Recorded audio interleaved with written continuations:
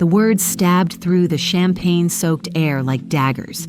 "This your cousin, the, one from out west?" Troy's voice carried just enough volume to ensure nearby guests could hear. "She's kind of the oddball artist of the family."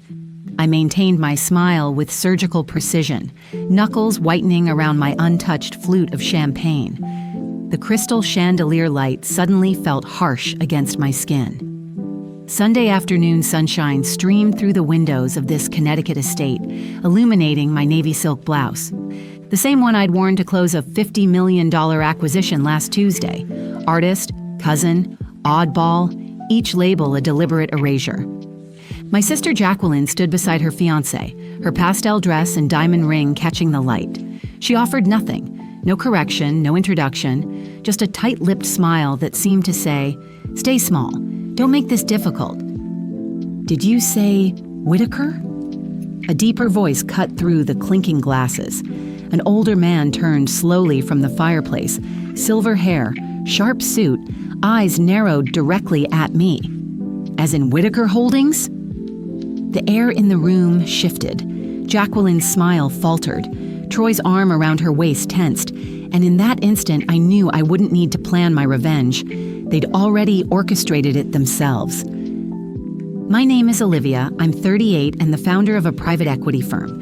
This is the story of how I became visible to a family that had spent decades perfecting the art of not seeing me. I hadn't expected an invitation to Jacqueline's engagement party. We'd gone nearly a decade without speaking beyond rushed holiday calls that ended with, "Say hi to Mom," and a hang-up before I could respond. The cream envelope with gold lettering had seemed like a mistake or an obligation on our mother's part. Still, some small corner of my heart showed up. Maybe out of curiosity, maybe because I wanted to believe things could be different. That hope evaporated the moment my mother air-kissed me at the door and whispered, "Try not to make things awkward, dear." Awkward. Her word for my existence. Jacqueline and I didn't grow up like sisters. We shared a mother and a hallway, but little else. She was the daughter of my stepfather, born into a world where everything she touched turned to praise. I was the daughter of a man whose name was never mentioned. Growing up, I learned early to keep my head down. I wasn't the kind of child who got framed photos on the mantle or a school recital seat saved in the front row. Jacqueline got ballet lessons and birthday parties with ponies. I got a bus pass and a list of chores taped to the fridge. It wasn't that she was cruel, not at first. It was that she never noticed me. Not when I aced exams. Not when I left for college on a scholarship. And certainly not when I started my own firm from nothing but student loans in pure spite. I'd almost made it to the back patio when I heard stilettos behind me. "Olivia," Jacqueline called, as if dragging my name across her tongue. "I didn't realize you were going to come." "I RSP'd," I said without turning, 3 weeks ago. "Yes, well," she sighed. "I figured you'd change your mind. You're always unpredictable." Unpredictable. Not resilient, not independent, unpredictable. "I think Troy handled things well, don't you?" she added. "It's just easier for people to think you're my cousin. Not everyone understands our dynamic." I turned to face her. "You mean the part where you pretend I'm not your sister?" She stiffened. "Must you be dramatic?" "No," I replied, "but I must be accurate." She looked away, fiddling with the hem of her sleeve. "This day isn't about us, Olivia. Please don't make it into something it's not." "It never was about us," I said. "It was always about you." She walked off before I could finish, disappearing into the glittering maze of guests. I stood there, steadying my breath, when another voice interrupted. "Olivia Whitaker?" I turned. Harold Ashcroft was now beside me, more serious than before. "Mind if I ask, are you the Whitaker of Whitaker Holdings?" I didn't flinch. "I'm the founder and managing partner of Whitaker Holdings, yes." His eyes widened slightly, but he recovered fast. "I thought so. I've seen your name in the merger proposal. We've been in talks, though your team has kept things anonymous." "That was intentional." "I see." He paused. "Do you know what company we're merging with?" "I do." I smiled faintly. "Do your son and daughter-in-law?" The color drained from his face. He didn't answer. I left him there, speechless, and returned inside. As I passed Troy, he smirked like he still had control, like nothing had shifted. It was almost impressive, his blindness to consequence. A cousin I didn't recognize leaned toward him and whispered, "Who is she really?" Troy shrugged. "Some finance type. Jacqueline's family's got odd branches." I kept walking. Let them have their whispers. Let them stay ignorant for one more night, because soon they'd realize that I wasn't a branch on Jacqueline's tree. I was the storm coming for their entire orchard. Just before I reached the exit, I passed our mother holding court near the piano with two distant aunts. She barely looked up as I moved by, but she did say one thing, low and tight. "You always have to make everything about you." I paused, turned just slightly. "No, Mom, you just hate it when I don't let you make it about you." Her jaw clenched. The aunts fell silent. I walked on. In that house full of curated smiles and veiled contempt, I was the only one who didn't need to pretend. The merger proposal had been in the works for months. My firm, Whitaker Holdings, had quietly acquired 3 distressed subsidiaries that Ashcroft Capital depended on. It was a long game, strategic, discreet. I didn't need them to know my name during negotiations. I just needed them to sign. What Harold hadn't realized until he saw me standing in his home, sipping his champagne, was that the woman behind the anonymous holding group had been right beside his son the entire time. And Troy? He didn't even see it. Not when Harold pulled him aside later that evening. Not when I caught Jacqueline watching me from across the room, confusion blooming into something uglier. Not even when his father canceled the remainder of the party speeches and disappeared into his study with 3 phone calls waiting. The next morning, I received a text from my associate. "Harold's team called. They want to fast-track the deal, but they're asking if you'll meet in person." He insisted. I replied with 2 words, "Next week." By Tuesday, I was sitting across from Harold in a glass-walled office overlooking Manhattan. He didn't offer pleasantries this time.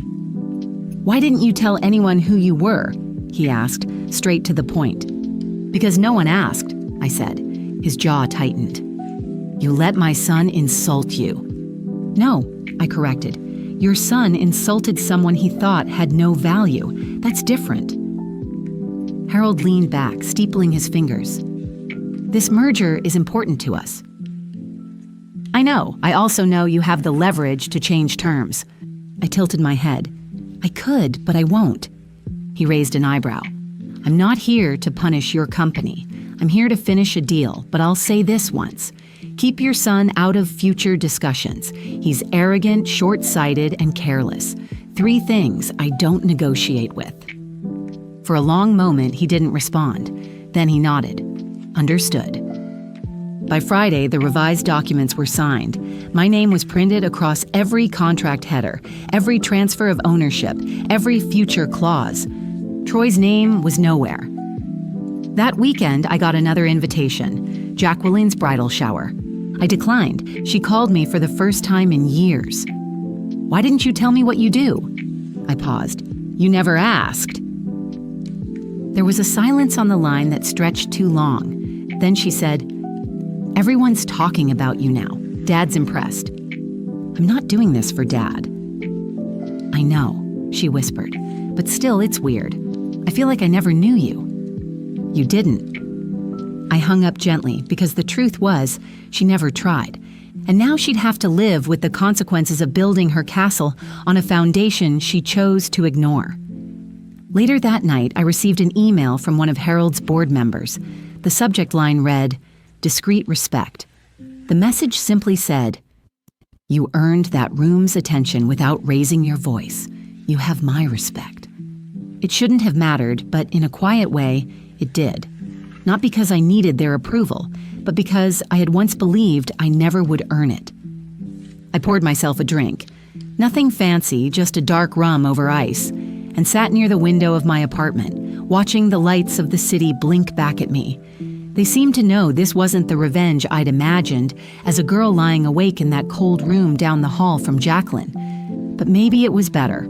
No public drama, no shouted vindication. Just this. Power. Silence. and the luxury of not needing their applause. The following week, I received a handwritten letter. Yes, an actual letter from Jacqueline. It arrived in a cream-colored envelope sealed in gold. Her handwriting hadn't changed since high school. Soft curves, hearts over every I. She wrote that she hoped I would reconsider attending the wedding, that Troy had apologized. He didn't mean to be cruel, just nervous, and that our mother regretted how things had come across. She hoped we could start fresh. I didn't respond. Not because I was angry, but because I was finally fully done performing for people who only saw me when they needed something. Instead, I made a phone call. Harold's assistant picked up on the first ring. I told her to transfer ownership of the 3 subsidiary properties acquired under the merger. Not to Ashcroft Capital, but to a nonprofit educational trust under my name. I'd been planning to liquidate them quietly, but now I saw more use in legacy than leverage. She hesitated. "That's a generous gesture, Miss Whitaker." "No," I said. "It's strategic. I'd rather build something that lasts than keep feeding men who can't see past a woman in heels." She laughed softly, then caught herself. "Noted. I'll move the paperwork forward." The day of the wedding, I received photos through a cousin I barely knew. Jacqueline looked radiant, as always. Troy grinned wide in every frame. But behind their smiles, I recognized a strain. Like they were smiling harder to make up for something invisible to others, but obvious to me. Apparently, Harold had stepped down from the board the day before. The merger had gone through on my terms, and Whitaker Holdings now owned 51% of their regional division. I went for a long walk that morning through Central Park, scarf tucked into my coat, latte in hand. No assistants, no calls, just air and quiet. A child ran past me, chasing a balloon, his mother laughing behind him. I smiled, not at them, but at something else, a weight that had finally lifted, the kind that comes when you stop asking people to see you and start seeing yourself instead. I sat on a bench as the wind picked up, pulled out my phone, and opened the voicemail Jacqueline had left the night before. Her voice was softer than I remembered. "Olivia, I guess I just want to say I'm sorry. Not just for that party, for everything. For not seeing you. For letting Mom's voice drown yours. I wish I'd been different." She paused. "I don't expect anything. I just wanted you to know." I deleted the message, not out of cruelty, out of peace. Some stories don't need a reply, they need an ending. But I'd be lying if I said I didn't replay her words later that night, sitting in my living room, barefoot, jazz humming low in the background. For years, I wanted her to see me, really see me, not the shell, not the cautionary tale of a sister who left and got cold, but the woman who built something from nothing, who climbed without a ladder, who survived, and still, when she finally looked, it was too late.